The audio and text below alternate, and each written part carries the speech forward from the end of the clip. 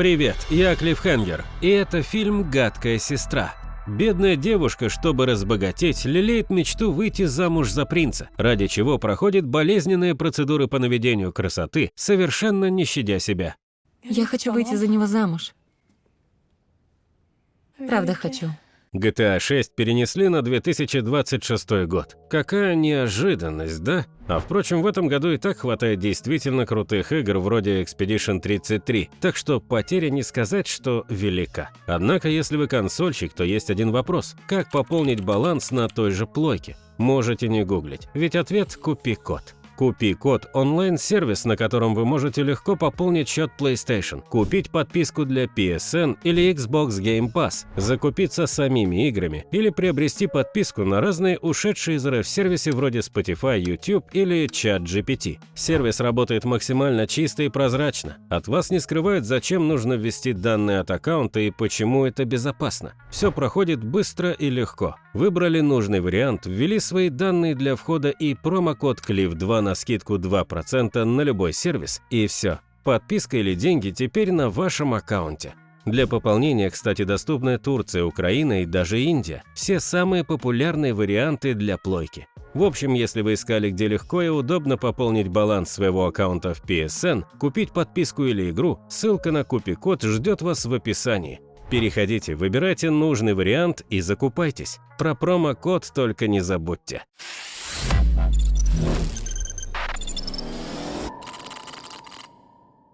Действие фильма начинается с влажных фантазий девушки Эльвиры о прекрасном принце Джулиане. По пробуждении она вместе с матерью Ребеккой и сестрой Альмой едут в карете в гости к Отто, богатому мужчине, за которого мать выходит замуж. Так у Эльвиры появляется сводная сестра Агнес. Показывая убранство нового дома, та знакомит новенькую с конюхом Исааком. Не Ньютон, конечно, но в отсутствии сводных братьев может помочь, если застрять в камине. Заметив, что из окна спальни виден дворец принца, Эльвира признается новой сестре, что хочет выйти за него замуж. Вечером за праздничным ужином с тортом новоиспеченная семья расточительно швыряется едой, прежде чем Отто не скончался прямо за столом, уткнувшись лицом прямо в десерт. Эльвира пытается морально поддержать Агнес, но та с презрением относится к сестре, не позволяя сравнивать смерть ее отца со своим горем. Тот вообще согласился на брак только из-за денег Ребекки. В панике Эльвира спешит к матери, чтобы сообщить, что у ее нового мужа совсем нет денег. Это слышат слетевшиеся как стервятники адвокаты. Они готовы конфисковать все имущество в счет уплаты долгов, не дожидаясь даже похорон. Едва они вышли, мать без чувств падает на пол. Эльвира утешает ее, обещая найти выход. Например, она может выйти замуж за принца. Но Ребекка не тешит себя иллюзиями. Дочь лицом вышла сильно на любителя. Рассматривая себя в зеркало, Эльвира выдавливает прыщ на носу. Агнес в это время молится над телом покойного отца о лучшей доле для себя. Видимо, небеса услышали ее молитвы, потому что посылают глашатая с добрыми вестями, приглашением на бал во дворце, где принц выберет себе невесту. На пару с Агнес приглашение выписывают и сводной сестре Эльвире. Витая в сладких грезах о грядущем замужестве, Эльвира проходит осмотр у доктора симпатичных наук эстетика. Тот предлагает снять брекеты и убрать горбинку с носа для создания здоровой конкуренции бальным красавицам. Мать обещает заплатить вдвое больше после бала, рассчитывая на удачный исход. Доктор приступает к операции, и если брекеты удалось снять легко и безболезненно, то с носом такое не прокатило. Его пришлось кромсать молотком и стамеской без наркоза под истошные крики оперируемой. На период заживления причиненной красоты Эльвире приходится носить специальный намордник для носа. В таком виде девушка отправляется в школу мадам Софи по королевскому этикету. Там проходит отбор девушек для открытия бала, включая главную танцовщицу и второстепенных. Это отличный шанс быть представленной принцу в числе первых, поэтому девушки старательно разучивают танцевальные па. Эльвира не может скрыть радости, но вскоре преподавательница просит ее поменяться местами с Агнес. А чтобы не видеть ее лица с намордником, Эльвиру задвигают в самый задний ряд, где находятся наименее привлекательные кандидатки. За ужином, где Эльвире приходится блюсти диету, Агнес поднимает вопрос о похоронах отца. Его тело уже начинает гнить. Ребекка отвечает, что займется этим вопросом после бала, когда ее дочь станет невестой принца, а пока что у них нет денег на такие излишества. Также мачеха предлагает падчерице поделиться своим гардеробом со сводными сестрами. Это выводит Агнес до такой степени, что она уходит из-за стола. На занятиях по этикету девушек учат, как делать книксоны и ходить с прямой осанкой, не тряся головой, для чего гоняют по лестнице с книгой на макушке.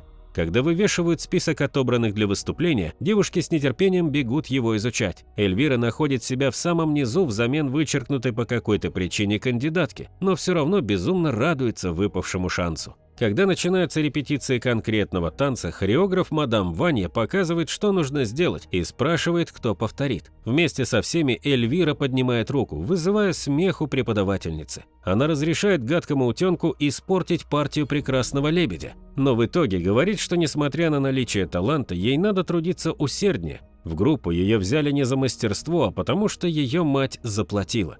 Пока Эльвира пытается скрыть слезы разочарования, Агнес исполняет ведущую партию. Также выясняется, что бальное платье слишком мало Эльвире. Диета не помогает, потому что по ночам она тайно вкушает булочки. Девушка жалуется мадам Софи на свою внешность, но та, осмотрев ее заживающий нос, хвалит за смелое решение изменить свою внешность. Чтобы помочь воспитаннице, преподавательница дает ей кое-что в футляре. Во время пикника с сестрой в лесу Эльвира показывает Альме, что в футляре лежит яйцо солитера, ленточного червя. Она планирует проглотить его, ничего не говоря матери, чтобы похудеть, кормить червя вместо себя, а после свадьбы с принцем выведет паразита противоядием. Тогда буду есть сколько хочу, и все равно буду худеть. Альма считает, что это уже слишком, что приводит к ссоре между сестрами.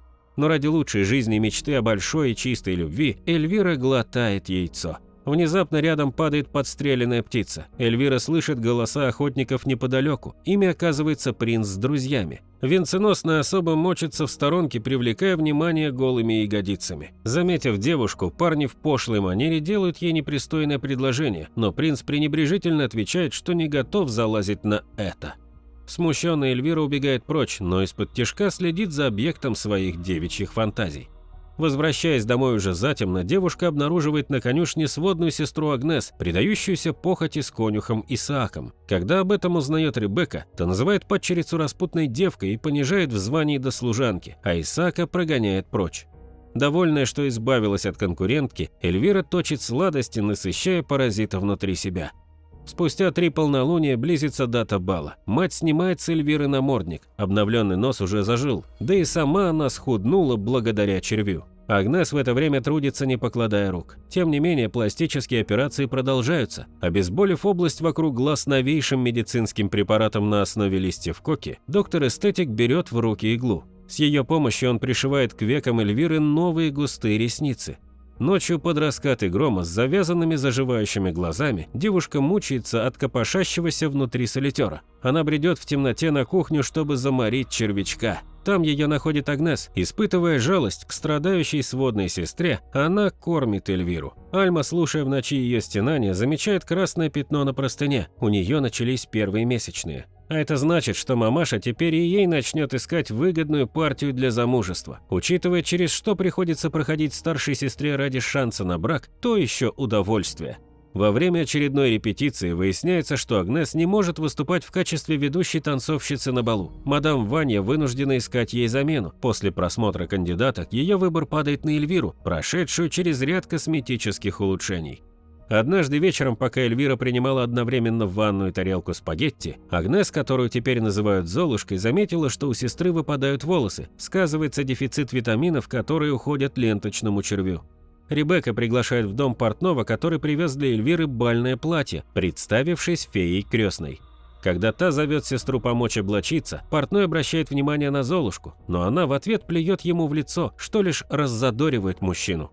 Заметив, что у Эльвиры выпадают волосы, портной предлагает парик, чтобы прикрыть наметившийся закос под Стэтхэма.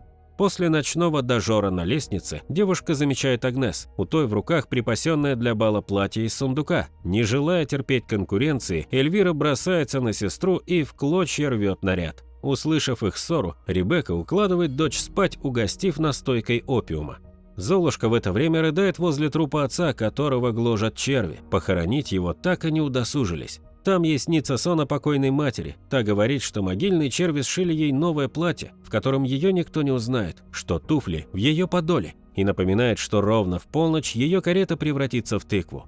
Собираясь на бал, Эльвира больше переживает не о своей красоте, а о том, что Агнес чересчур довольна, несмотря на случившееся. Тем не менее, в первых сумерках карета мчит с матерью в замок принца. Церемониймейстер представляет гостей принцу Джулиану и его отцу, не забывая уточнить рост, возраст, пристрастия и прочее. Придворные с алчностью рассматривают юных прелестниц, отпуская промеж собой сальные комментарии. Не становится исключением Эльвира. К этому времени она уже не кажется страшной подруги, как было раньше. После представления гостей наступает очередь представления танцевального. Переодевшись, воспитанницы мадам Софи демонстрируют, чему их научили в Институте благородных девиц. В толпе танцовщиц солирует Эльвира, у нее даже есть отдельный номер с подтанцовкой. По завершении обязательной программы Ребекка с радостью сообщает дочери, что кавалеры в очередь выстраиваются ради возможности потанцевать с ней. Когда принц Джулиан готовится открыть бал танцем, претендентки выстраиваются в ряд. С мыслью «а можно всех посмотреть» принц обходит девиц, но его выбор падает на стоящую в самом конце или начале, если посмотреть с другой стороны, Эльвиру. Едва веря своему счастью, девушка танцует с объектом своих воздыханий, подавая пример остальным парам. Но недолго музыка играла, но долго фраер танцевал. Мероприятие прерывает появление незнакомки в голубом платье и с вуалью на лице. Внимание принца тут же переключается на нее, к вящему разочарованию бывшей фаворитки. От обиды у нее даже активируется солитер внутри, вынуждая убежать подальше от любопытных глаз. В одной из дворцовых комнат Эльвиру тошнит на заботливо оставленной тряпке свежими яйцами ленточных червей. Когда ее находит мать, испуганная девушка говорит, что умирает. Но Ребекка справедливо замечает, что помимо принца есть еще много богатых мужчин, и чтобы привести дочку в чувство, отвешивает ей оплеуху. Вернувшись в бальный зал, девушка прилежно скачет в вальсе то с одним ухажером, то с другим, не забывая украдкой бросать взгляд на принца.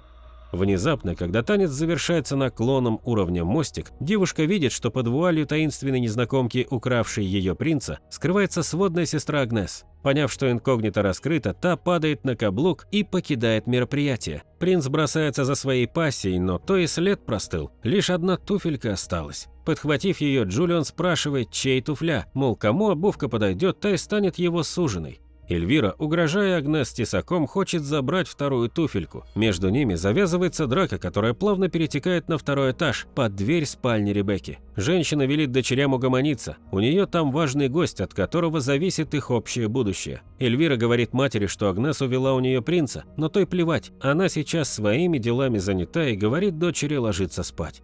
Отвоевав вторую туфельку, Эльвира все равно не находит покоя. Обувка ей чуть более чем мала. Понимая, что с такими лапищами принца не захомутать, девушка берет в руки тесак, примеряет на глаз габариты ноги и туфельки, после чего продолжает хирургическое вмешательство, отрезая себе лишние пальцы. На крики боли прибегает Альма, а следом и мать с хахалем. Тот, не выдержав зрелища, падает в обморок. Напоив дочь настойкой опиума, мать замечает, что она отрезала пальцы не на той ноге. У принца левая туфелька, а значит, примерять придется ее. Альма против издевательства над сестрой, но мать непреклонна в стремлении к удачному браку. Закончив начатое на одной ноге, Ребекка рубит пальцы и на второй. В наркотическом опьянении от настойки Эльвире снится прекрасный сон, как принц, примерив ей туфельку, называет своей невестой. Однако, проснувшись, она видит лишь окровавленные культяпки. Когда прибывает принц для обязательной примерки, девушка, превозмогая боль, ползет к лестнице, откуда кубарем катится вниз. Там ее находит Агнес. Не говоря ни слова, сводная сестра выходит наружу встречать принца. Лежа без сил, Эльвира слышит, как звучат слова из ее счастливого сна, только не в ее адрес, а в адрес ненавистной Золушки. Эльвира плачет от бессилия и жалости к себе. Сколько сил, слез, крови и здоровья она положила на алтарь красоты, а все оказалось зря. Принц достался другой. Альма находит сестру на полу и предлагает первым делом избавиться от солитера. Она дает сестре выпить противоядие, после чего ту тошнит. Паразит медленно показывается из ее рта, позволяя себя схватить. Альма тащит червя наружу, ужасаясь его длине. С таким даже на рыбалку страшно ходить. Когда тот очутился снаружи, Альма разрезает его как символическую пуповину, связывающую сестру с токсичным стремлением к красоте, навязанным матерью. Затем Альма крадет из спальни матери украшения, после чего помогает Эльвире спуститься вниз. Сестры садятся на лошадь и покидают дом, стремясь покинуть границы королевства до того, как Золушка станет принцессой и решит вернуть отчий дом, тот самый, где истлел так и не похороненный труп ее отца.